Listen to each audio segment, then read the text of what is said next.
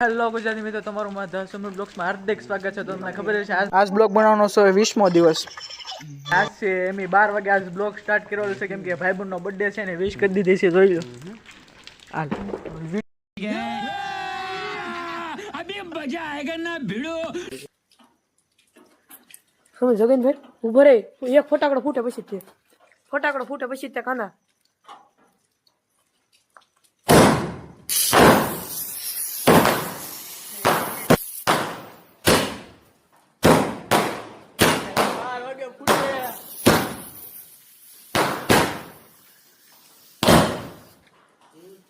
મોઢું લે તે કામ મોઢું લે. હેપી બર્થડે કાકા.